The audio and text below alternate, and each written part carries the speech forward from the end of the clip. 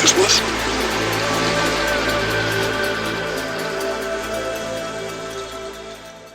Hello and welcome to Conversations with Dr. Stephen Greer. This is Dr. Greer, and I'd like to thank the folks at the World Fusion Network for hosting us here every 2 weeks to bring you up to date with what we're doing with the Disclosure Project and the Center for the Study of Extraterrestrial Intelligence and the film we're working on and completing Sirius. So thanks to all you folks there for hosting us. And I'm very excited about who I have with us today. Steve Alten, a very well-known writer and novelist who's known for his Meg series as well as Phobos and some other books. And his most recent one, I believe he will be able to discuss how he worked in some of the concepts of the Disclosure Project in the book, which is really quite interesting. He's a brilliant writer and has worked on many projects, and I'm honored to have him with us today. Thank you, Steve, for being here. Thank you, Dr. Greer. Yeah, why don't you let people know how it is that you found out about what we were doing and kind of how you worked it into your writing. I think it's really a great story. Well, I have a series called the Domain series. It's sort of a Mayan Doomsday series. I know we're beyond 2012 now, but I started the series back in 1997.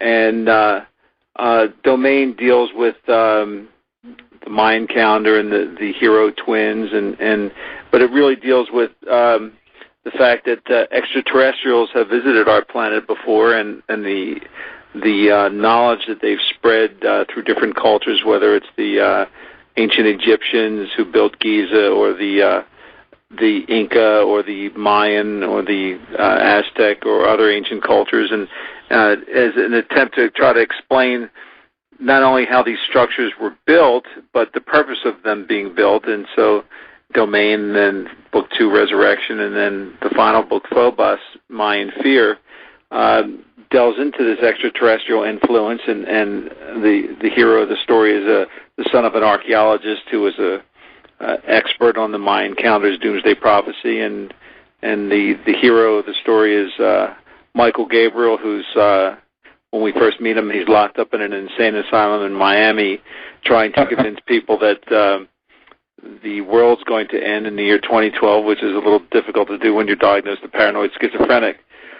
But what really enamored me to the Disclosure Project and your work is that in the process of researching Phobos, I came across the Disclosure Project and was just enamored with it. In fact, I sent away for the DVD, the books, watched everything that you had on it, and then realized that because in my writing I don't like to call it fiction. I call it fact mixed with fiction, right, for a more interesting subject. And I also realized that sometimes you can reach a different audience and a bigger audience, or my more diverse audience, through fiction than you can with getting out DVDs of the Disclosure Project. So I wanted to first and foremost, I wanted to become a part of what you were doing, because your altruism and your efforts are so important. And I felt that I could bring my audience to it, and perhaps even one day a movie deal, and we go from there. So I reached out to you, and you were so kind in giving me permission to use what I needed, which was transcripts from some of the speakers at the original Disclosure Project in Washington, and so in the section of Phobos that deals in the present day, I used excerpts from those speeches in between the chapters, and what it does for the novels part is it brings a whole new light to whether extraterrestrials are real or not, and which, right, and which I think is really important for the reader, because if you've got somebody who's saying, well, I saw a flying saucer and they kidnapped my wife and subjected her to an anal probe, that's one thing. But if you have somebody from NASA or somebody from an Air Force pilot or an FAA officer, and he's giving testimony, and you're using that testimony in between the chapters, and it sets your mind to believe that, maybe there's something to this. Right. Well, absolutely. And this is, of course, many people don't know that Steven Spielberg's movie, Close Encounters of the Third Kind, was a docudrama, that he was actually given access to some of the files at Wright-Patterson Air Force Base, and that movie was actually more fact than fiction. And in fact, I know two people who were at the White House screening with President Reagan for Close Encounters of the Third Kind, and Reagan at the end of the movie stood up and said, there are only a couple people in this room who know how true to life this movie actually is. And I've had that confirmed from two separate sources who were there. So this has actually worked its way into pop culture in a lot of ways like that, and over the years. And I really appreciate that you've put some of the disclosure project material in it, because what the disclosureproject.org has done, and most people don't even know this, is that there's a part that people can see that's been available, but then that's like the tip of this huge iceberg, and we're trying to figure out how to get the rest of it out, because we actually have right now over 500 of these sort of military and CIA and corporate whistleblowers who have information, and I've actually videotaped 110 of them. So if you look at what's even in the 600-page disclosure book, that's only like 69 people. So, because no one's going to read a 4,000-page book, right? So, and so it becomes this enormous archive. And so what we're trying to do now is that we've put someone on full time to go through this archive and begin to load up these interviews, at least what I call the director's cut, up onto YouTube, and so people will be able to see this over a period of time. And of course, the film series will sort of encapsulate all of this whole subject, including some of the concepts that we're not alone now, but we've never been alone. That there's been evidence that there's been advanced civilizations that have been involved with humanity since the beginning of recorded history. Well, I think what you're doing is so important, and I'll also think it, as we spoke before, it lends itself to TV too, and we're still trying to broach stations and producers to create some kind of TV series around what you're doing and actually use the testimonies in the series. That would be great. Yeah, anyone who for either. At some point, I'll tell you there are two things that need to be done. One would be a series that would really drill down for a few seasons on all the material that we've already discovered, but also to have a feature film that would be like Close Encounters of the Third Kind. It would really be based on hidden truth, forbidden knowledge, which is a bit autobiographical. But that particular story turned into an actual movie would be an amazing way of telling the story to the world in a theatrical way, because of all the components of it. And that's just something we've never had the resources to do, and the big folks in Hollywood who've tried to do it have been shot down when they've tried. But that's another whole discussion of how media in Hollywood gets. You can do fiction, you can't do fact on this subject, and it gets killed. The studios kill it. So. Well, one of the other things I felt that was fascinating that also played into the work that I've been doing is two things, really. The first is the energy factor that we need to get off of fossil fuels to advance as a society, that the extraterrestrials can provide us with that kind of information, and that it's being bottlenecked and really cut off by the powers that be. And right.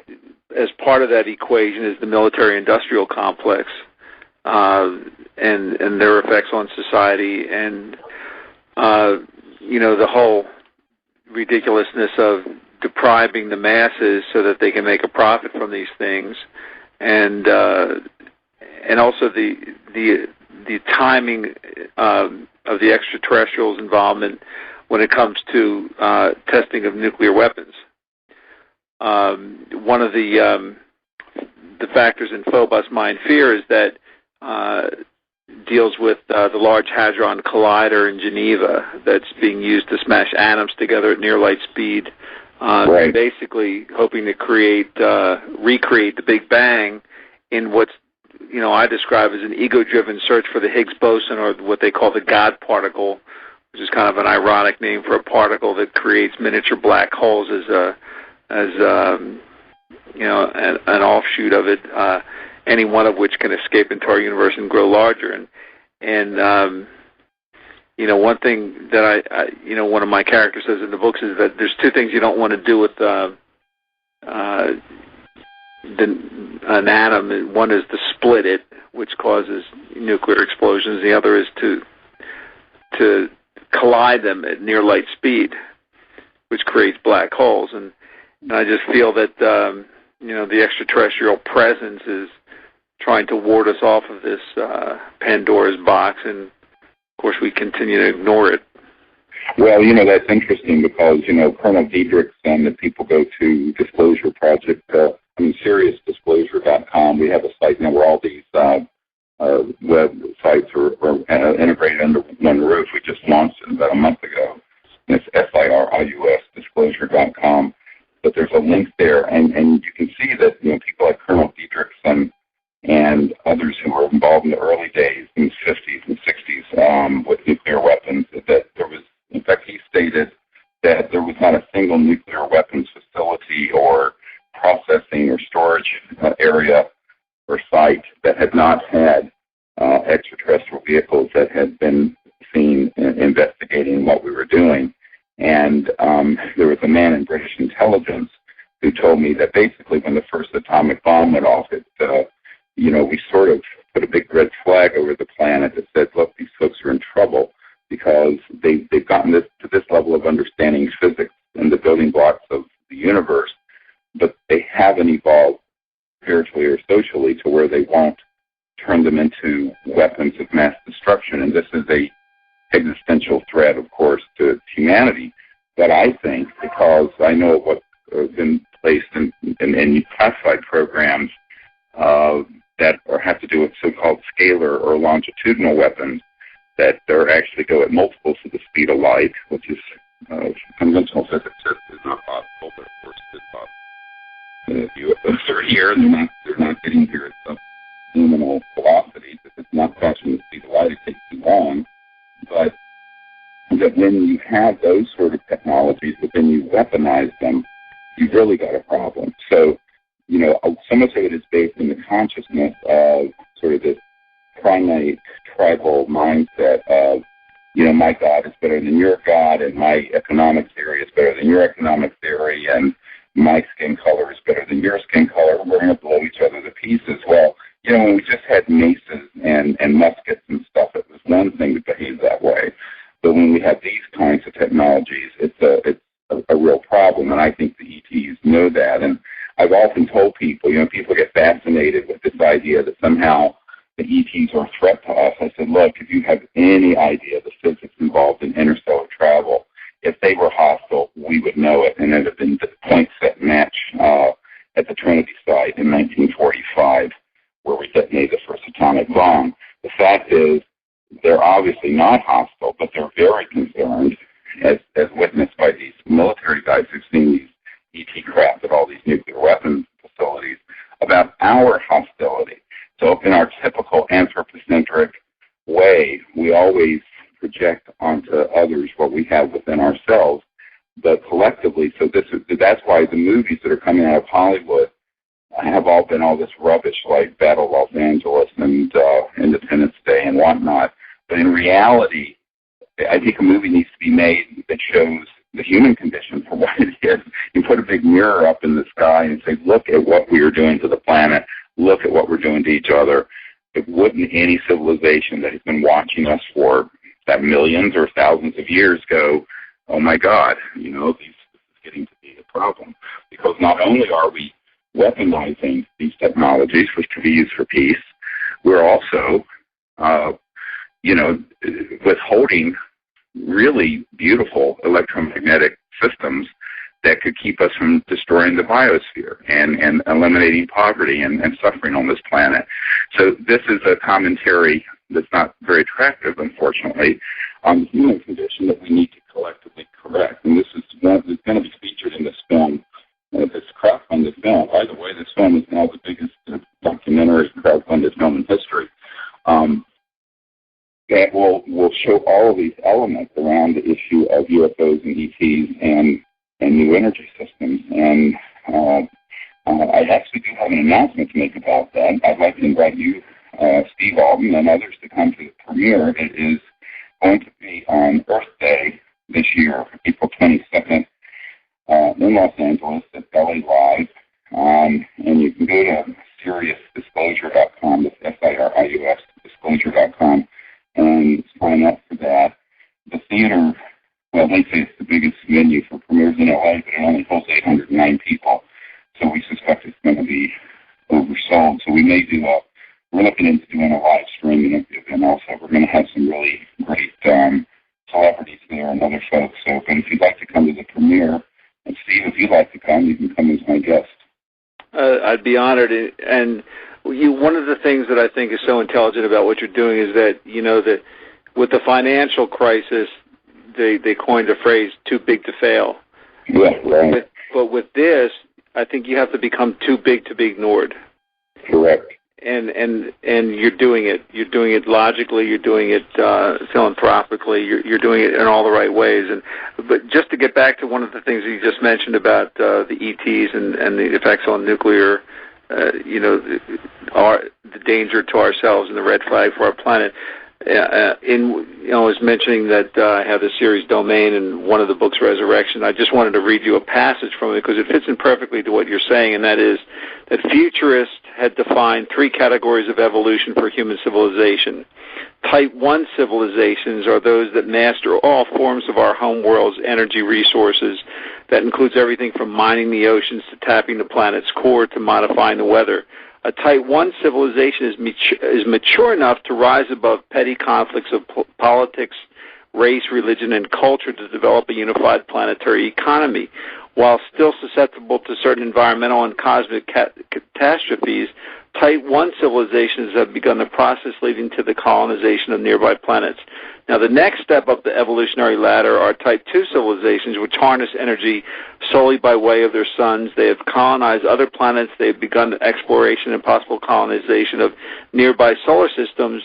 Able to manipulate their environment, they will no longer be in danger of facing extinction by glaciation or asteroid impact, but will still be vulnerable to nearby supernovas whose eruptions could irradiate nearby planets.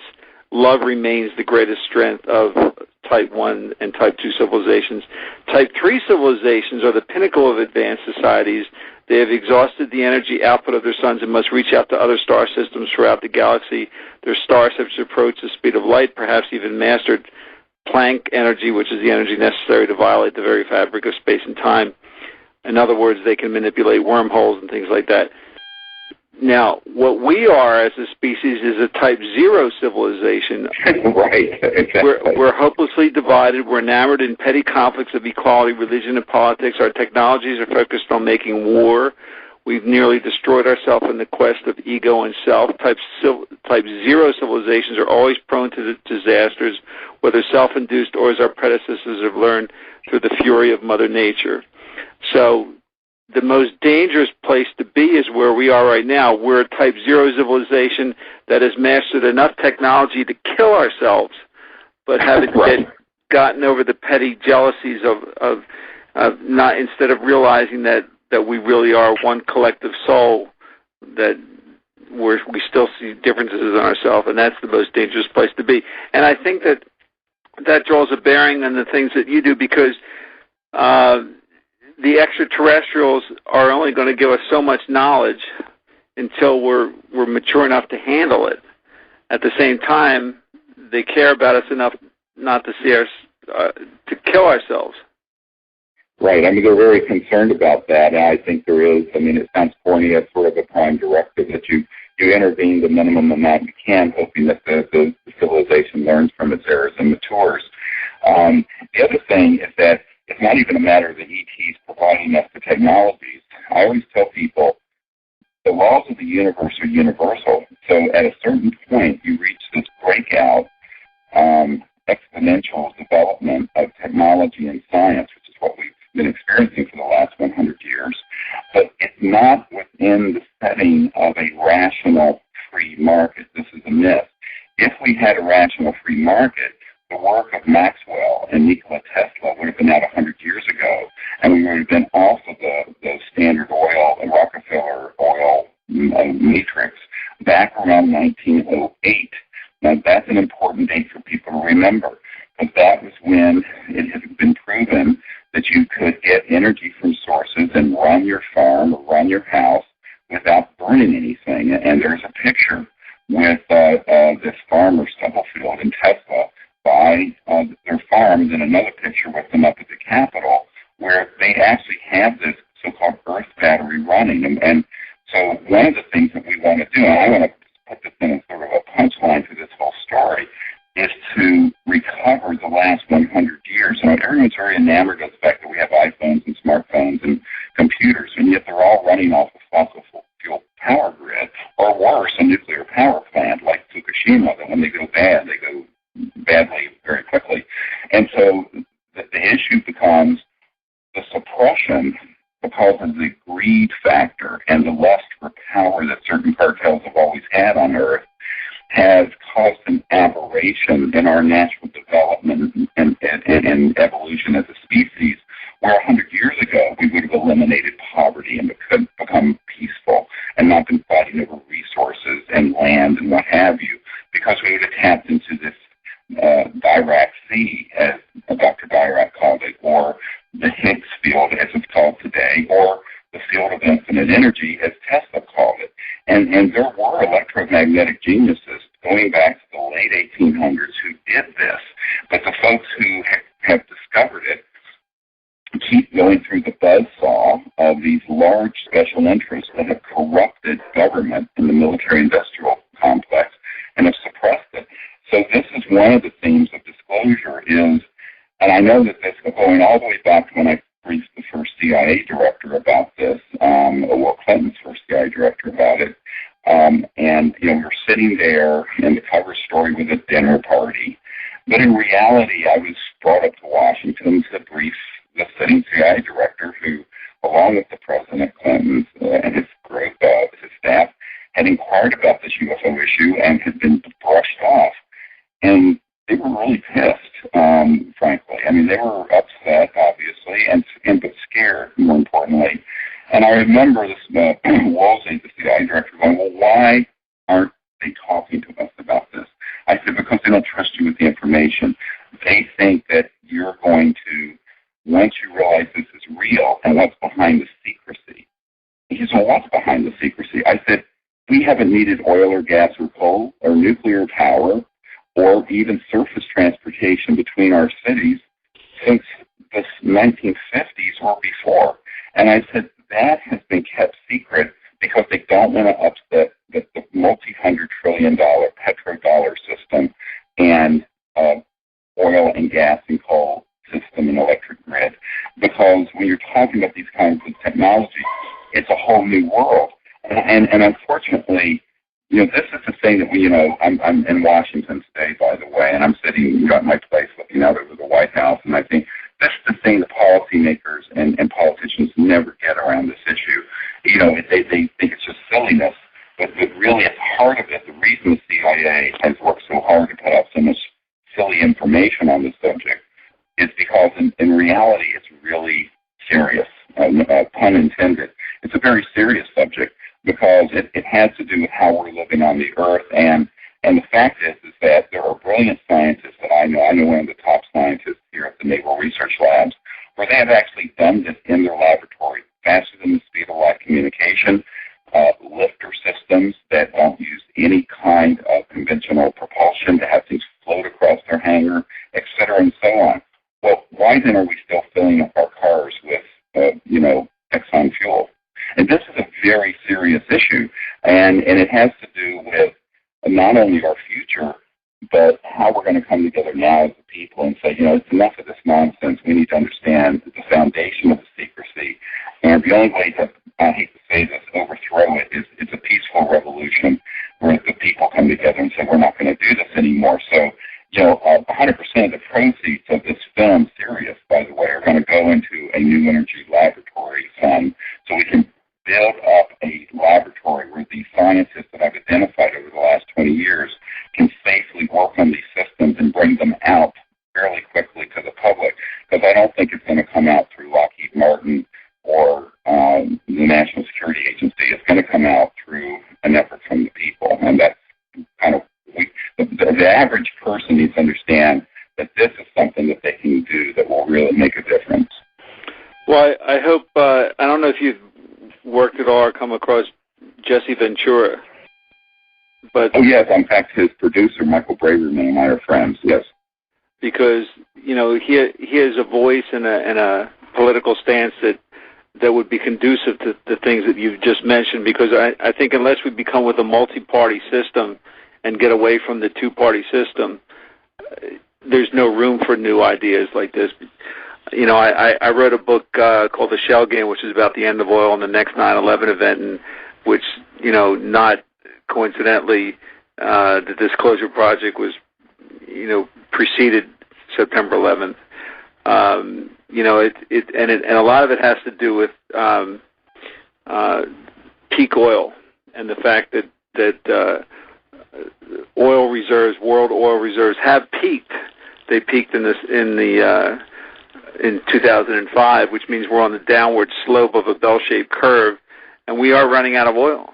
And unfortunately, our politics, our politicians' solutions to those things have been to invade Iraq and invade Afghanistan, and to try to manipulate the pieces on the chessboard for the final last world oil reserves, which are all, unfortunately in the Middle East. And it's energy has created not just policy in this country, but poverty and war and death, because we're still chasing fossil fuels. Well, yes, and of course, many people even in the industry call it the black curse, that wherever there's a country that has large oil reserves, they almost always become fascistic dictators, just like Saudi Arabia and Nigeria, and very dysfunctional.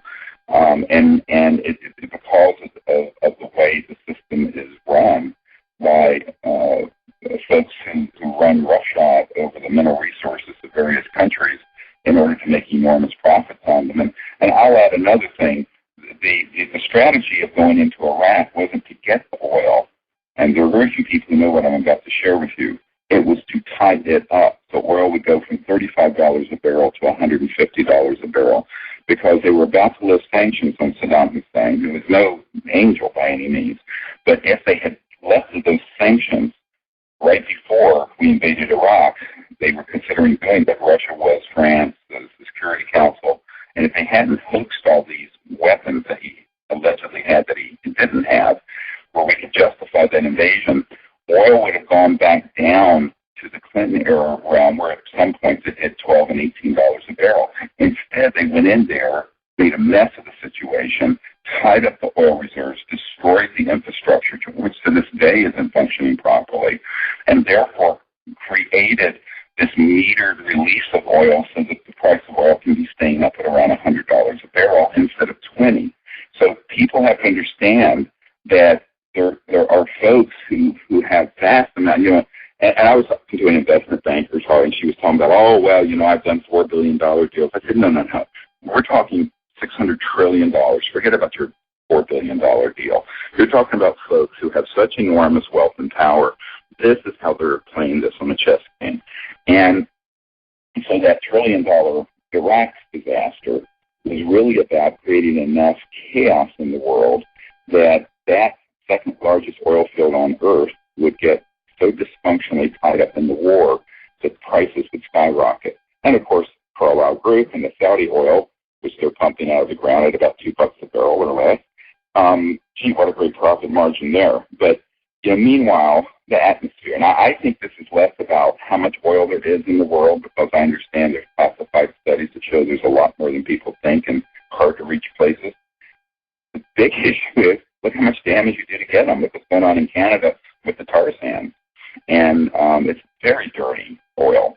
And so the question becomes, when we have these other solutions, why are we putting trillions and trillions of dollars into those efforts? Or even why has our Department of Energy during the last couple of years put $100 billion into loan guarantees for the nuclear power industry, which is, of course, since the Fukushima disaster, it has shown everyone how very brittle and dangerous those systems are. Well, it all comes down to money, unfortunately, and until we're still enamored by the whole dollar, we're not going to push ourselves into a type 1 civilization. We'll just continue to stay at zero. Yeah, and the civilizations that are visiting us are beyond type 3.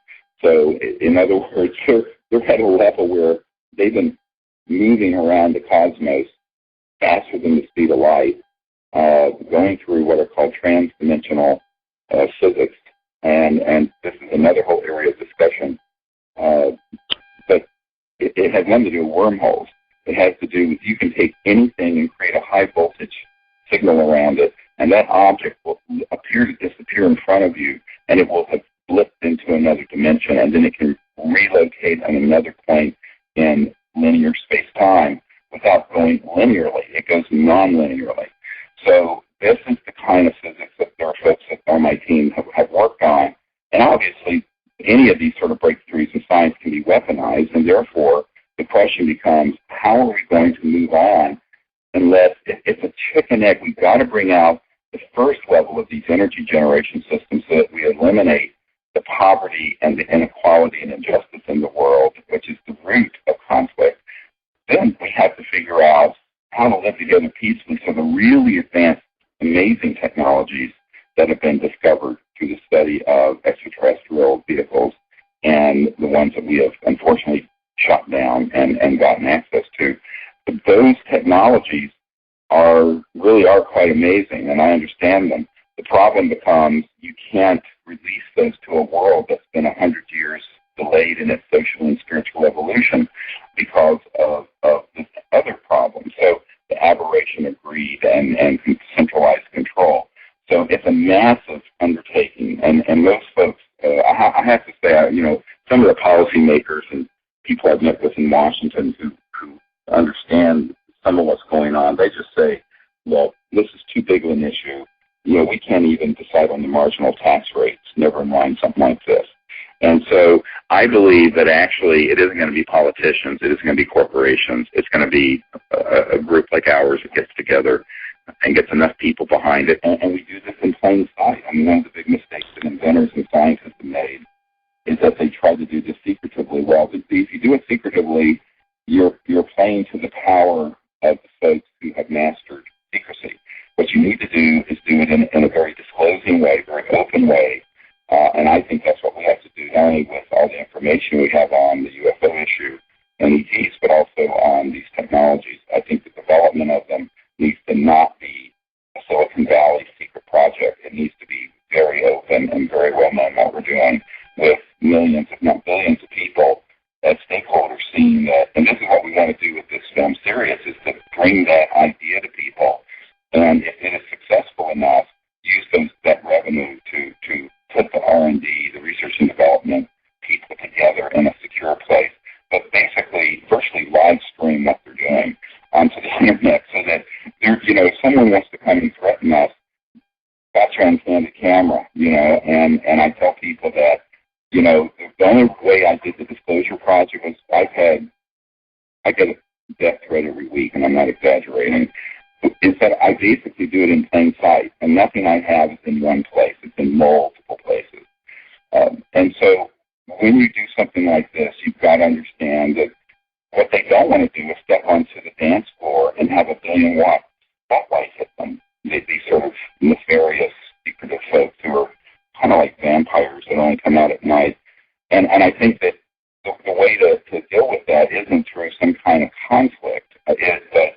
It's through just speaking the truth and staying in that and doing it, however, very openly and fearlessly, because otherwise they're going to take you out. And I have seen so many brilliant inventors who've been shut down because they were one person doing it alone in their lab, secretively, and that is the most dangerous way to deal with this issue, you got to come together as a large number of people, which is what Disclosure Project did. I put dozens of these top secret guys together.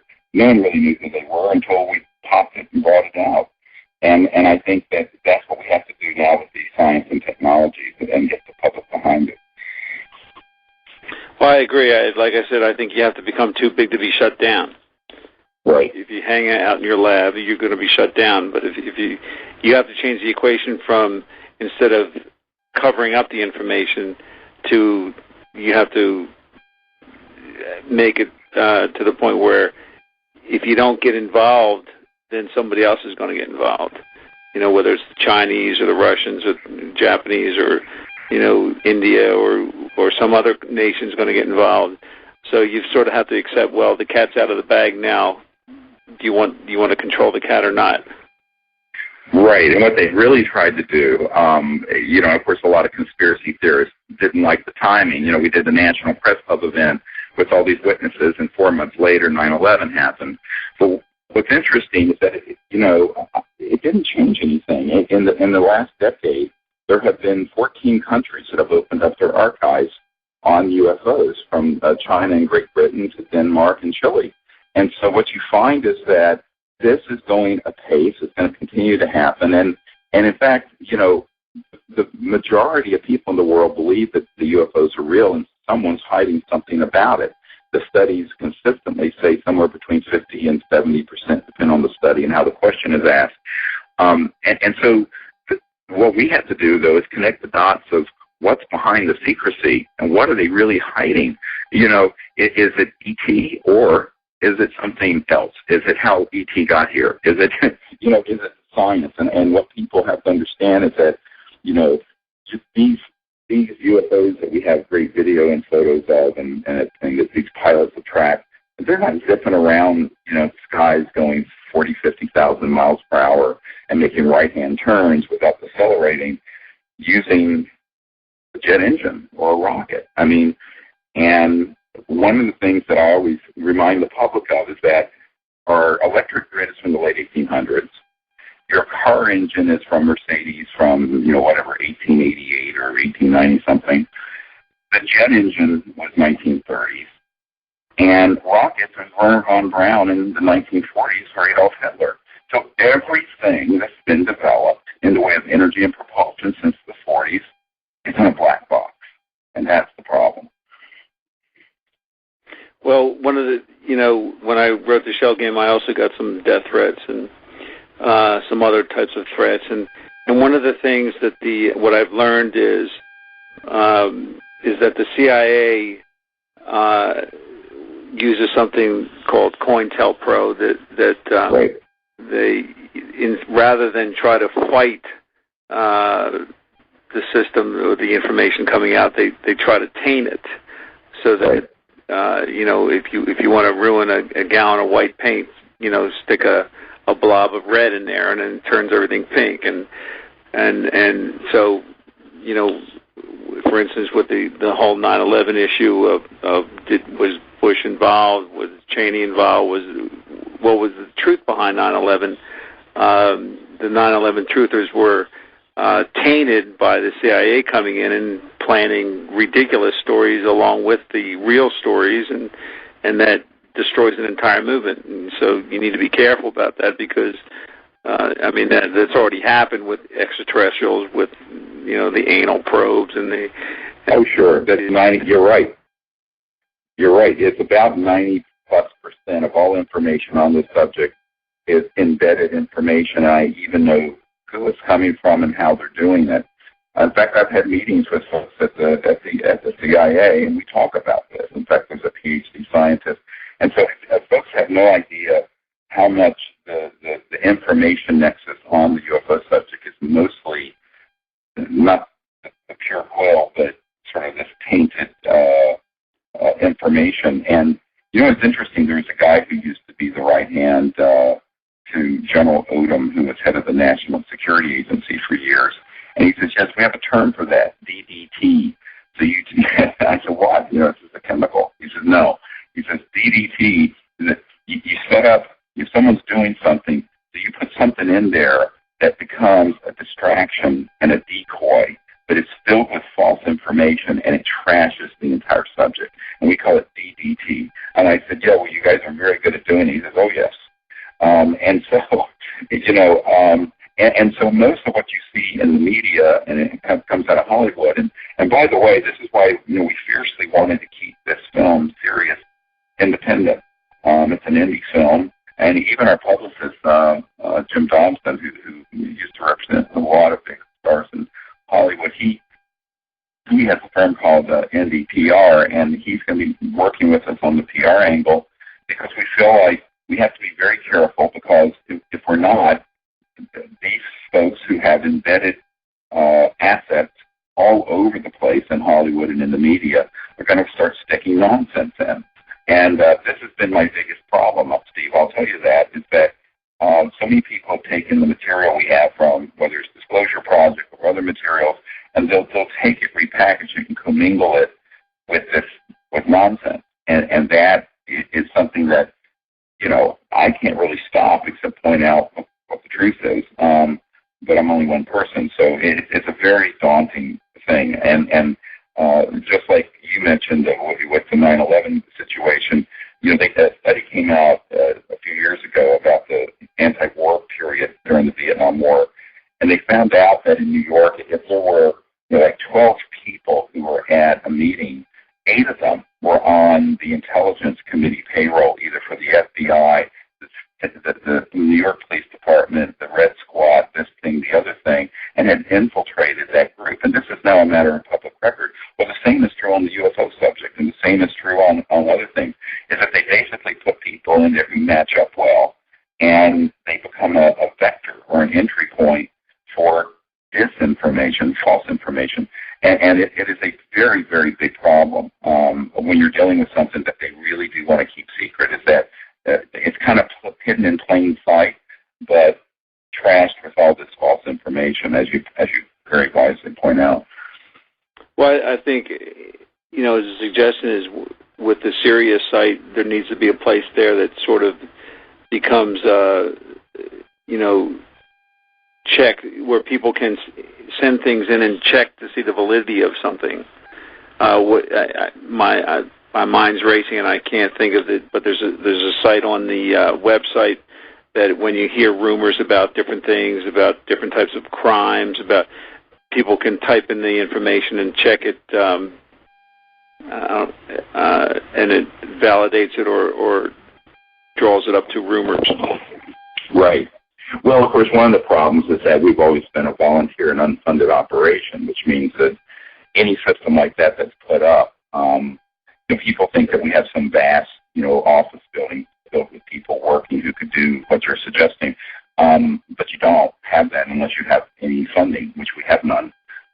So basically, I funded it, and there are a few people who funded it, but we really have no resources for that. We hope that could change. One of the things we hope the film will do is cause people to realize that this is a subject that needs to be pulled out of the sort of the orphan status and moved up to where it's supported properly, so that what you're suggesting could in fact be done and properly staffed, and that the Energy Project, I had someone say to me once, your budget is really very low to create a high energy physics laboratory. I said, yes, it is. It's only $6 to $10 million. I said, but that, if you don't have it, you say it's not a lot, but when you go to conventional funding sources or to the people who usually do this kind of research, they'll say, oh yeah, you need at least that or more for a 2-year period to do a study. But if you don't have it, how are you going to do it? And so what we have to do is create the means where that can be done, and what you're suggesting can be done, where there's a clearinghouse where somebody submits a photo or a bit of information, it can be analyzed. And I think more importantly, we need a way to pull more of these whistleblowers out of the shadows and into the light. In other words, we get stuff every week from people who have worked in these areas, but I don't have anyone to hand it off to. It's not like we have a team of investigative reporters who say, hey, run this to ground and do a background check. And this is what my wife and I and a handful of volunteers have done over the last 15 years. It isn't, people have it wrong. It's become a worldwide movement, but it doesn't have the resources that you would normally associate. I was just looking at the Sierra Club's budget, where, last year they pulled down $110 million. Well, what are they doing? What they need to do is take 10% of that and put that into a new energy lab that would fix the environmental problems they're looking at, because we'd be off of oil and gas and coal. So there are all these organizations out there that pull in tens of millions to hundreds of millions of dollars every year, and yet this issue, because it has gotten so well ridiculed. I mean, I had an Air Force guy say to me once, Steve, he said, this subject has been kept in the category it's in, mainly because of the ridicule factor that was hooked up in the 1950s. And I actually then got a document from the CIA that talks about the psychological warfare value of the subject and engaging Disney Studios back in the 50s to make cartoons and to make light of the subject so that people wouldn't take it seriously, that it's considered kooky, et cetera, and so on. So this was done 60 years ago. Very, very careful. This is a 1953 document. This is 2013. So for 60 years, there's been a very well-crafted counterintelligence, disinformation nexus. But a lot of it is just putting absurd stuff out there that just turns rational thinking people off. And, I have to say they've done a very good job at doing something rather nasty. But then again, so did the Third Reich. And so you're dealing with people say, oh, well, these people are really all dumb. I said, no, they're not. They're just maniacal and, frankly, rather evil. But it doesn't mean that they're not good at what they do. They're quite good at what they do. Well, again, and you're going about it the right way. You needed to get it to the public's attention and then have the public demand of the representatives to fund this kind of legislation, and bring it to the forefront of technology. With your series, with the documentary's debut, are you planning events that similar to the Disclosure Project back in 2001? Well, they won't be like that, but they're going to be a series of premieres and, of course, interviews and press events that this publicist is coordinating with us. And, of course, a lot of this is just limited by budget. It was crowdfunded, and we don't have you usually get what's called a print and advertising budget. That's many times what you put into the film, or as much as what you put. We don't have that. So, again, it's all pretty much word of mouth, social media. One thing we're going to do, though, which is really quite exciting, is that we're looking at doing a video-on-demand system where it can become an affiliate, where everyone who wants to sign up as a distributor can, and put it through their whole network, and then they get part of the revenue of the video-on-demand stream for their nonprofit or organization or something they want, or if they want to direct it to the Energy Lab. So we're really looking at this going very virally, but with some really big news media coverage of it because of the content, including the fact that we have one of the top universities in the world doing the analysis on this little creature that we have gained access to and are doing the genetic studies on, and also the CAT scans and the medical studies on, which I guess you've heard about. Well, you've got 500 voices out there that have credentials behind them. Perhaps there's a way to harness them to contact the networks, the Today Show, get you on the Today Show, get you on Good Morning America the week of the premiere, get you on the Jon Stewart's Daily Show. Things that anything like that you can help us with would be great. Also, any people or contacts you have, because I could hook you up with our publicist who's going to be coordinating that in the next couple of months. Actually, this whole plan that you're asking about is I'm going to be in Los Angeles next week, where I'm going to be meeting with our whole team to discuss, how to stand that up with the resources we have. And so if you have any connections or ideas, we're all ears, really. Happy to help. Yeah, it'd be fantastic.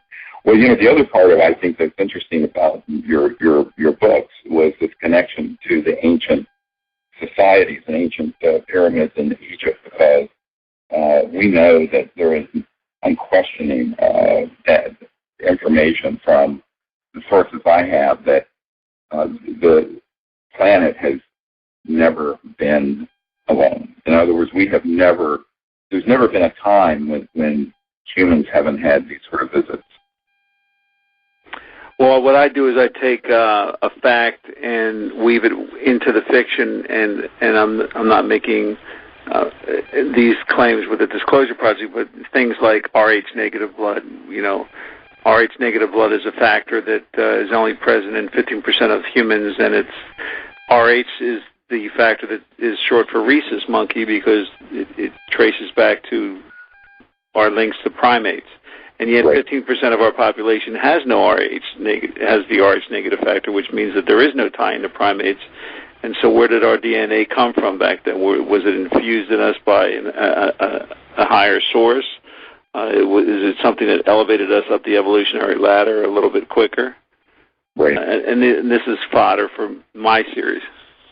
Well, actually, it's fodder for a lot. You know, one of the guys at Jet Propulsion Labs told me that the reasons that the structures that have been discovered on Mars, which do exist, by the way, and even Buzz Aldrin has recently said we need to go back and look at these obelisks and things that are out there on Phobos and on the Moon and on other things out by Mars, is that it would make a connection between structures in early civilizations on Earth and these structures on Mars. And I said, well, so what? He says, I said, those are millions of years old, aren't they? He says, yes, they are. He says, the problem is that it would collapse the orthodox fundamentalist belief systems of every religion on Earth. And I said, well, good. I mean, if people really think the Earth is 6,000 years old and we rode dinosaurs with saddles on them, too bad for them. He says, no. He says, you don't understand how powerful that interest sector is in this. So it was this astonishing conversation to be having with a senior scientist at Jet Propulsion Labs as to why this stuff, even this ancient information, is being covered up because of sort of the power dynamics of organized religion. And I thought, oh my God, this is so crazy. And he said, yeah, it is crazy, but you know. Well, there was a great line in one of the Soprano episodes with Tony Soprano when someone was explaining that the Earth was only 6,000 years old, and man played with the dinosaurs, and he said, "What, like the Flintstones?" Right, exactly. But people believe in this stuff, and you know, unfortunately. Well, actually, yeah, there's a museum in Kentucky. They spent $27 million to build this museum that shows the children and dinosaurs playing together, and because the world literally has to be 6,000 or 8,000 years old. And in fact, there are two members of the House Science Committee. One of whom, I'm embarrassed to say, is a medical doctor who has gotten up and said, oh, yes, that's all true. The world is only 6,000 or 8,000 years old. And I'm going, wow, this is scary. You know, that it's such untutored and ideas that beggar the imagination could become promulgated as fact. You know, boy, we're in trouble. Where science is kicked to the curb as hard as it has been on so many issues. But to hear this from a Jet Propulsion Labs guy about the cover-up of some of these ancient items. And there's a man I know who works under contract with the CIA. He actually works for a corporation, like they all do, who is routinely handed off devices during archaeological digs or from the bottom of the ocean that make their way or get confiscated by the intelligence community. And he says some of them are in the hundreds of thousands of years old, and they're technological. And what his job is to figure out what they might have done and how they might have been used. And apparently some of them belong to advanced civilizations that have been on Earth for which we have no record. Others are apparently of extraterrestrial origin. But this is a man who's a very senior scientist, has worked since the 70s for 40 years on these issues. And this sounds like science fiction to people, but it is not. And so the Earth holds many mysteries. And it's a shame that, this, has all been withheld from the public. But what we're hoping is that, what we'll do with this serious film is to have it go viral globally and begin to change the dynamic. And it is changing, and it's inevitable that the truth on all this is going to come out. It's just how it comes out. Does it come out in a way that scares the hell out of people, or does it come out in a way that creates a positive future for humanity? And we're choosing the latter. We want a positive future for humanity that doesn't fall into the trap of xenophobia and alien invasion week on the History Channel sort of nonsense. And I think what we have to do is figure out how to do this in the correct way so that people are inspired, and it's interesting, and it can be very entertaining as well, but that gives us a pathway forward out of the fear and nonsense that kind of dominates this issue. Well, to be forewarned is to be forearmed, and you know that as soon as you pop above the radar, it's going to turn into War of the Worlds. Yes, of course. We have no doubt. When we saw this meteor explode over Russia, I was going, oh boy, because immediately there were people who got on board. Hey, we have to have weapons in space. We have to, So, and Wernher von Braun had predicted that first would be the Cold War, then there'd be global terrorism, then there'd be threats from space from asteroids and meteors, and then they would pop the alien threat hoax, and that they would hoax an alien threat. And in fact, one of the men on my team had been on an interagency panel in 1974, now this is almost 40 years ago, where they were planning how to use man-made flying saucers. So we've had anti-gravity devices since the 50s, fully operational, and to do some things that would hoax what would look like an ET attack when it wasn't. And when he learned of this, he was so appalled. And another man who's a colonel who had been involved in the early days of the Star Wars SDI initiative had met with both Carter and Reagan trying to convince them to put, billions of dollars into these weapons in space. He said that was one of the cards they did play, was that there'd be a threat from outer space, or is one, and we need to have weapons that we can fight them with. And to which I just think it's the most ridiculous idea I've ever heard. Of course, even nuclear weapons, it was mutual assured destruction. If you're dealing with technologies that are faster than the speed of light, forget about it. It's going to be 0.1 nanosecond, and then the Earth would be a pink mist floating through space. But it's a fantasy that the military-industrial complex, we know, is going to try to foist onto, unfortunately, a gullible public. And we have to be there saying, let's not, it's like that old song, let's not, we won't be fooled again. I forget it was the Who. And that's what I was getting at, and the name I was thinking was Snoops.com, that if you want to check to see if something is ridiculous or if it's real, people go to Snoops, and you have to almost create an equivalent of that on your website, where not that you're there to verify every photo taken of an extraterrestrial, but you're there to verify the rumors that are coming out that are trying to stain the great work that you're trying to do. And if it's not certified by, your organization, then don't buy into it. Right. Well, we would love to do that, and we do what we can with it at this stage with I understand. With me and my wife and a couple volunteers and one sort of secretarial assistant helping us, and that's how we're doing it. But someday I think we can do what you're proposing. It's a great idea, and well, I do appreciate you having me on as your guest, and I would love to be at your premiere and support you in any way I can, and certainly spread your information to my fan base too.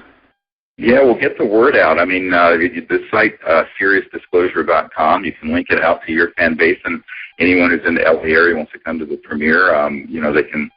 We're going to do it so people can do it all online, so they can already be pre-registered for that event, and it's going to be exciting, and I think we're going to have a lot of great folks at this event.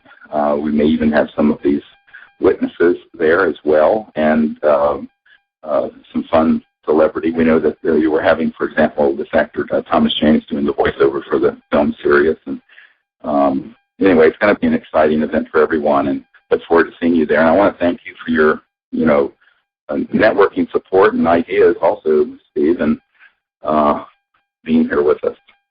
Thank you, and as soon as we end the interview, I will post all this onto Facebook, your site. Oh, thank you so much. All right, well, I look forward to seeing you there, and thanks for being here. And I want to thank the folks at the World Fusion Network for hosting us here every 2 weeks, and we'll see you again in about 2 weeks from now. And until then, God bless and keep looking up. Bye-bye.